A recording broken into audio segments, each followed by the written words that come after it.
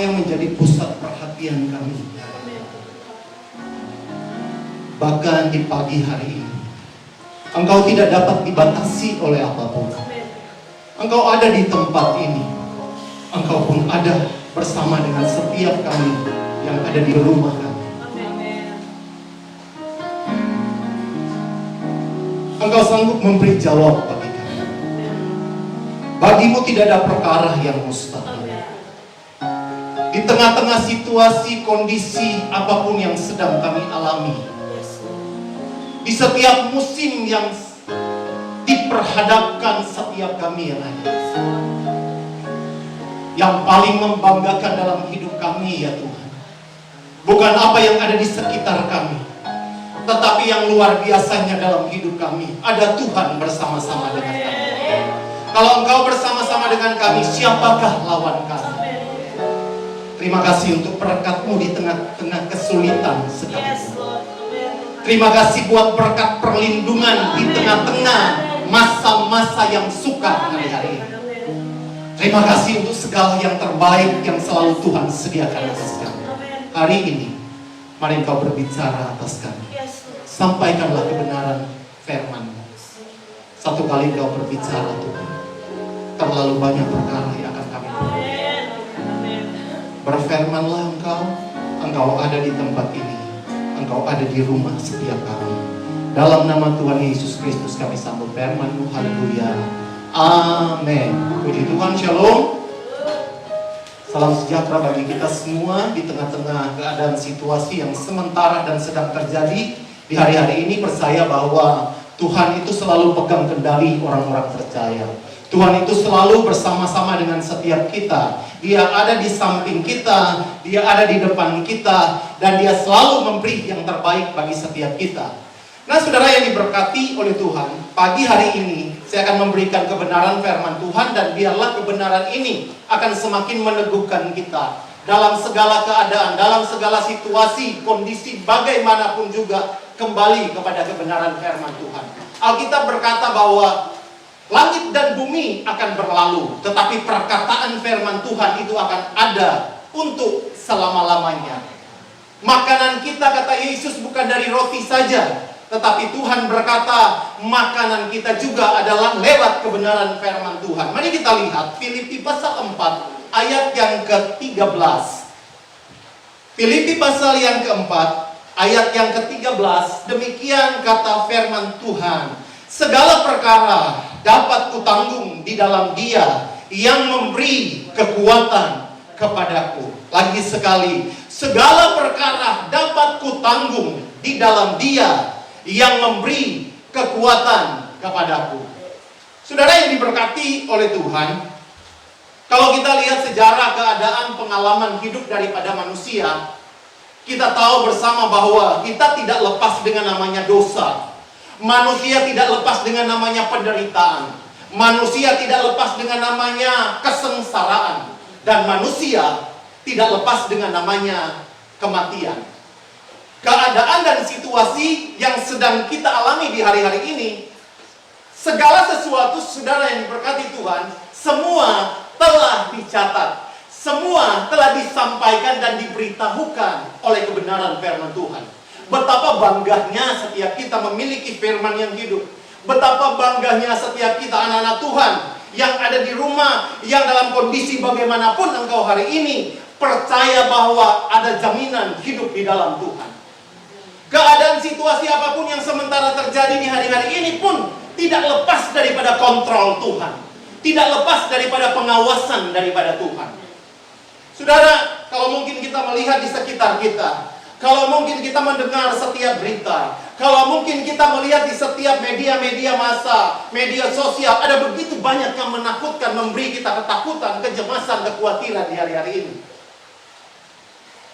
Belum lagi kalau kita kembali ke kota kita, katakanlah kota Manado, saudara. Kemarin lumayan banyak tertambahnya virus di Manado. Cukup menggoncangkan, cukup memberi ketakutan bagi kita semua. Bahkan sudah kekasih di dalam Tuhan, yang tadinya kita tahu bersama negara yang super power, yang tadinya aman, hebat, tapi pada kenyataannya beberapa hari kemarin juga harus dilanda dengan namanya kerusuhan hebat, saudara.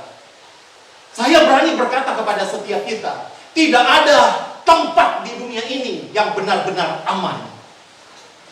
Tidak ada tempat di dunia ini yang memberikan jaminan dalam kehidupan setiap kita. Saat dunia tak bisa memberi jaminan, saat dunia saat-saat sekarang ini tidak bisa memberi jawaban kepada setiap kita, saya berkata dan Yesus berkata dengan pasti, Yesus Kristus hadir untuk memberikan jawaban dan kepastian dan jaminan bagi kita semua. Nah, saudara yang diberkati Tuhan, apa yang harus kita lakukan di masa-masa pandemi saat ini? Sebagai anak-anak Tuhan, apa yang harus kita buat di masa-masa sekarang ini? Apa yang Alkitab katakan? Apa yang firman Tuhan sampaikan bagi kita? Apa kiat yang Alkitab sodorkan kepada setiap kita sehingga kita boleh dikatakan aman di dalam Tuhan? Aman di masa-masa yang sulit ini. Kalau boleh, kita bisa lepas di masa yang sulit ini dengan selalu bersandar bahwa ada keselamatan menjadi bagian saya dan saudara dan keluarga kita. Apa yang harus kita lakukan di masa-masa sekarang ini? Apa yang Alkitab katakan supaya kita tetap bertahan, kita tetap kuat, saudara kekasih di dalam Tuhan. Saudara, kemarin kita boleh merayakan hari Pentakosta. Hari di mana Yesus telah naik ke surga. Kemudian ada satu janji yang harus kita ingat baik, bahwa Dia memberikan jaminan kepada setiap kita. Yesus berkata, aku memberikan apa? Roh Kudus sebagai sahabatmu, sebagai penolongmu, yang akan senantiasa menjagai engkau hari lepas hari, waktu lepas waktu. Mari izinkan kita mengerti bahwa ada Tuhan bersama dengan kita. Kita harus sadar sebagai orang percaya, ada Yesus yang ada bersama dengan setiap kita. Kita harus mengerti Roh Kudus yang selalu ada dalam hidup kita, yang ada bersama-sama dengan kita, yang bisa berbicara kepada setiap kita, yang terlalu mampu untuk selalu memberikan perlindungan yang hebat dan dahsyat di hari-hari ini. Nah, apa kiat kira-kira yang harus kita buat, kata firman Tuhan? Lihat di dalam 1 Tesalonika pasal yang kelima.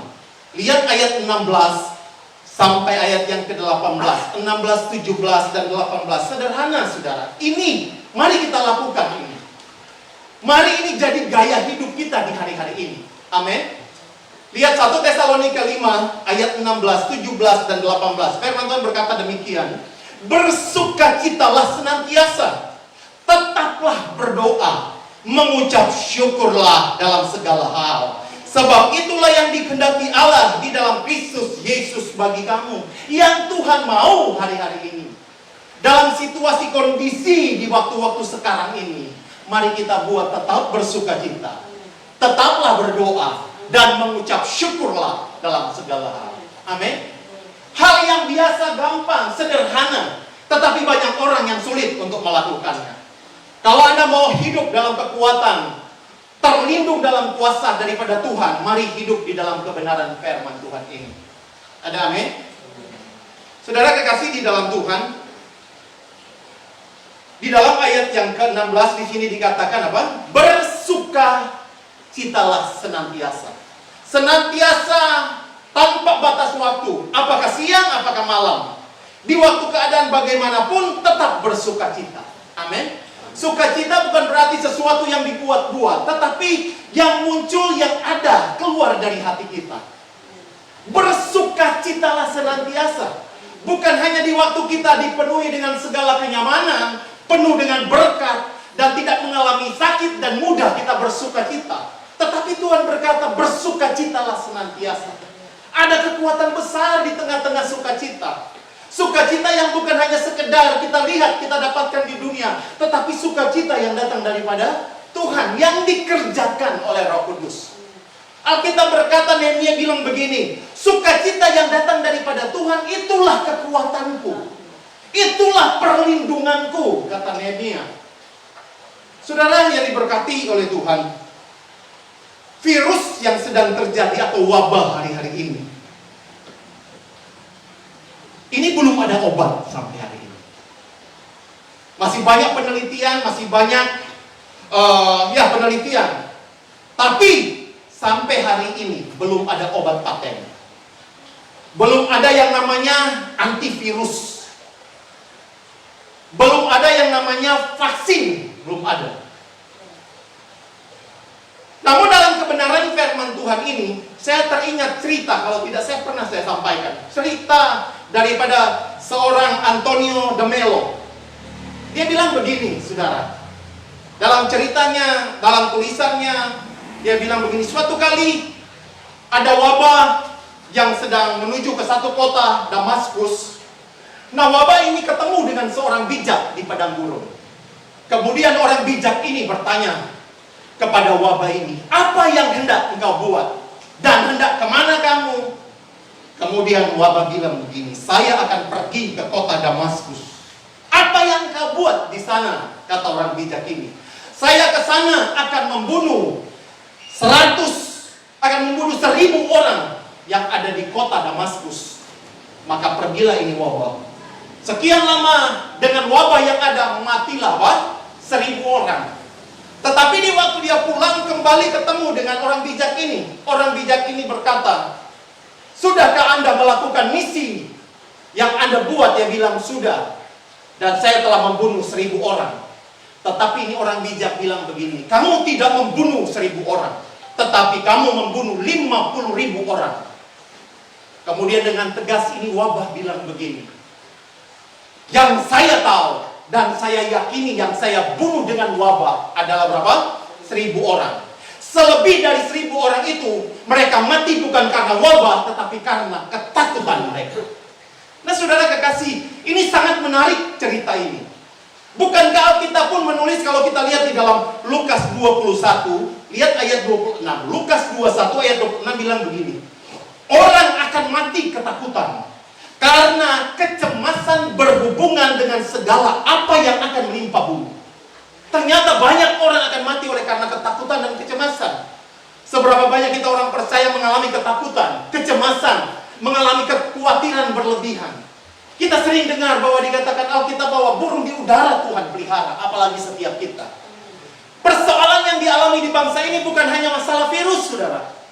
Kita pun beberapa hari kemarin dikejutkan dengan ada gempa bumi dan sebagainya. Belum lagi di Norwegia, kalau saudara tahu, ada satu gundukan sekitar 650, panjangnya sekitar 650 meter, kemudian dalamnya ada sekitar 1.150 meter. Dari pegunungan kemudian dia longsor, saudara, ada 8 rumah di sana. Dia masuk ke laut. Hari-hari yang sangat mengejutkan. Di beberapa negara terjadi banjir besar. Di beberapa negara hari-hari ini pun juga ada kebakaran-kebakaran yang hebat. Ada pertikaian-pertikaian yang hebat. Dan banyak masalah yang sementara dan sedang terjadi di hari-hari ini. Karenanya Alkitab memberi jaminan atas kita.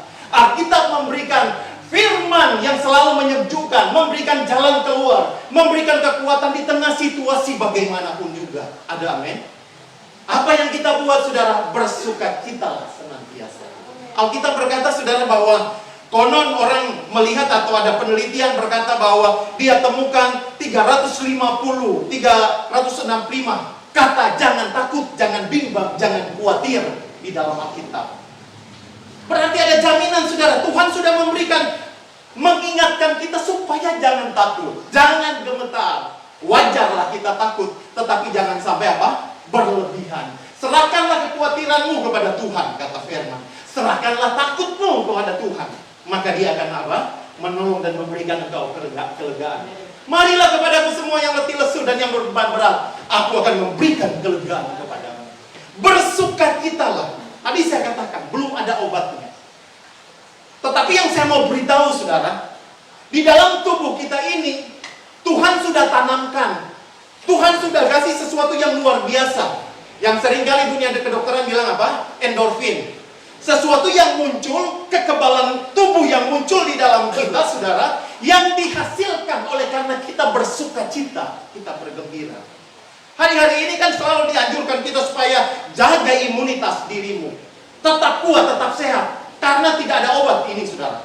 Tapi kalau Anda tahu menjaga imunitas, saudara, firman Tuhan berkata, bersukacitalah senantiasa.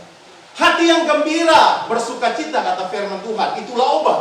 Semangat yang patah mengeringkan tulang. Hati yang bersukacita itu terpancar dari wajah yang berseri-seri. Amin. maka dengan sendirinya imunitasmu terbangun. Ada kekebalan tubuh yang luar biasa yang ada di dalam kita.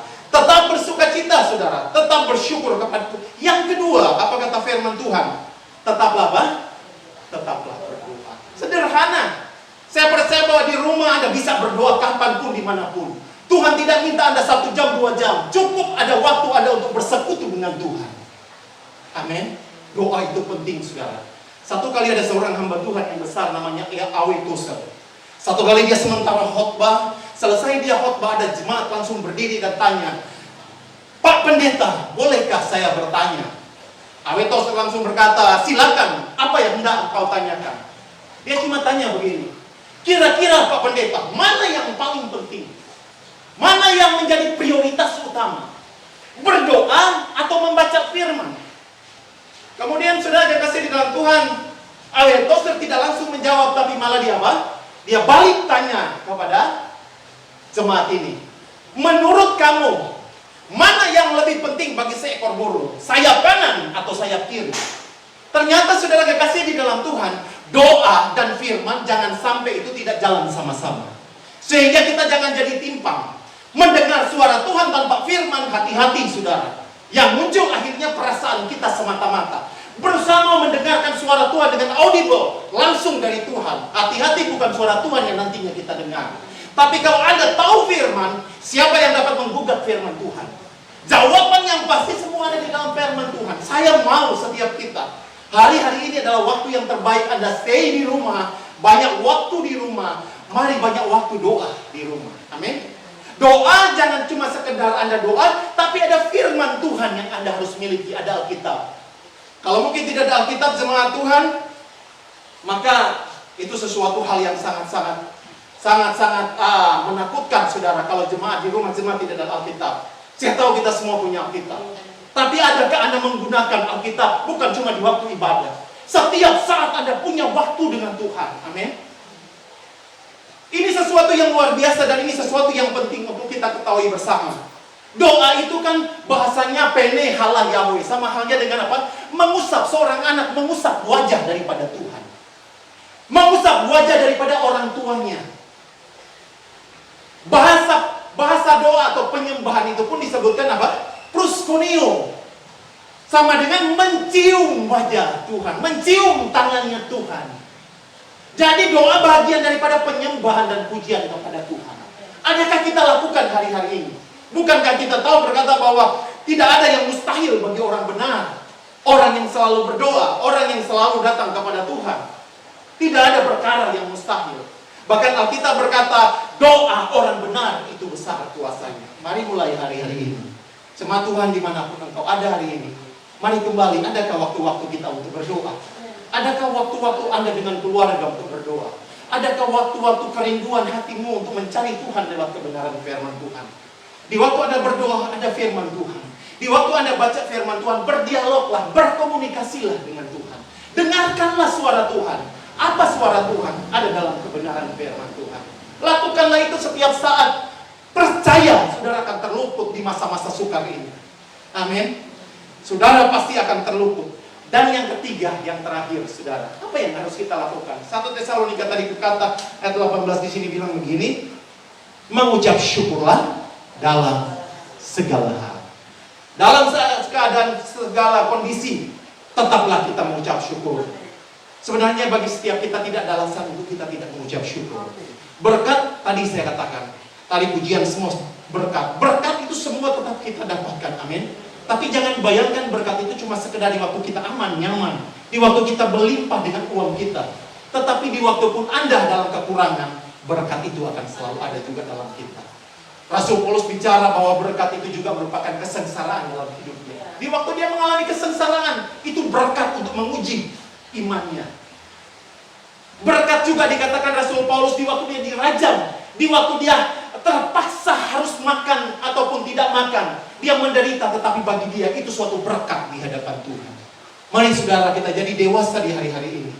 Masih bersyukur saudara masih bisa punya makanan. Ada orang sakit, ya boleh dikatakan sakit karena memang mereka lapar dan mereka sakit perut mereka. Tapi seberapa banyak kalau kita mau jujur, di rumah kita masih bisa makan. Bukan sakit karena lapar, tapi kekenyangan, saudara. Mari mengucap syukurlah dalam segala hal. Situasi kondisi apapun yang sedang kita alami di hari-hari ini, tetap mengucap syukur dalam segala hal. Artinya, waktu kita kenyang tetap bersyukur, di waktu kita lapar tetap bersyukur. Di waktu kita beribadah sementara waktu yang diizinkan hari-hari ini dalam live streaming, tetap bersyukur kepada Tuhan. Ada waktunya mungkin kita Tuhan bawa dalam perhimpunan orang percaya di gereja, maka kita pun tetap bersyukur. Dalam segala keadaan, mengucap syukurlah, bersukacitalah, dan tetap berdoa. Maka hidupmu akan tetap kuat di dalam Tuhan. Tuhan Yesus memberkati kita semua. Mari siapkan hati kita. Kita datang kepada Tuhan.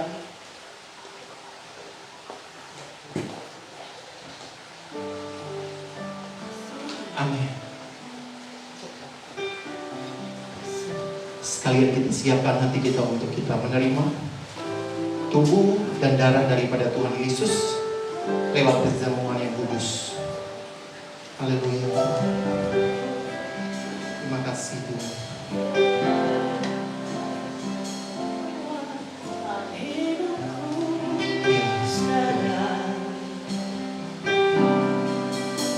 Ke tempat kudus-Mu Tuhan,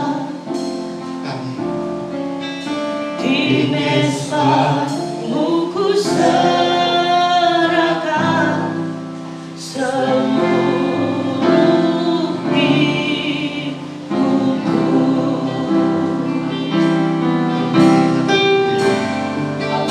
Penuhi hatiku sekarang dengan urapan yang baru. Aku lebih lagi mengenal hidup kita tubuh dan darah Yesus. Amin. Jadikan aku Tuhan, rumah doamu,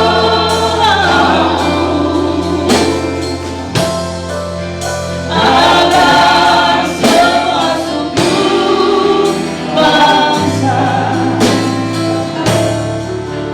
datang menyembah-Mu.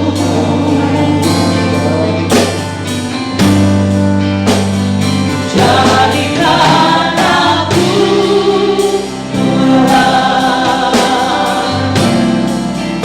Tuhan, rumah doamu, agar semua suku bangsa datang menyembah-Mu.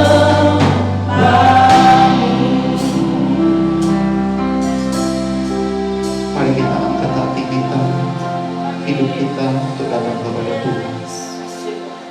Bereskan hidupmu. Saya dan saudara, kita tak lepas daripada dosa. Kita tak lepas daripada perbuatan.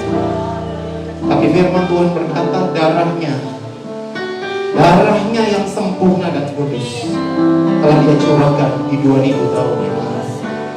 Ya Tuhan Yesus, terima kasih buat firman. Biarlah setiap hari, setiap waktu Engkau meneguhkan janji dan firman-Mu bagi anak-anak-Mu.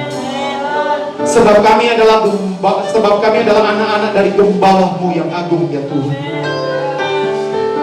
Dan kami hanya mau mengikuti apa yang Engkau mau dalam hidup kami. Sebabnya Tuhan, biar di tengah-tengah keadaan situasi ini, hati kami tetap bersukacita. Kami tetap berdoa kepada Tuhan. Dan kami tetap mengucap syukur dalam segala keadaan. Dan hari ini Tuhan, layakkan setiap kami, layakkan setiap umat Tuhan yang sementara ada di rumah dalam persiapan perjalanan. Kuduskan kami semua. Dalam nama Tuhan Yesus Kristus, kami siapkan hati kami dan hidup kami untuk menerima tubuh dan darah. Haleluya.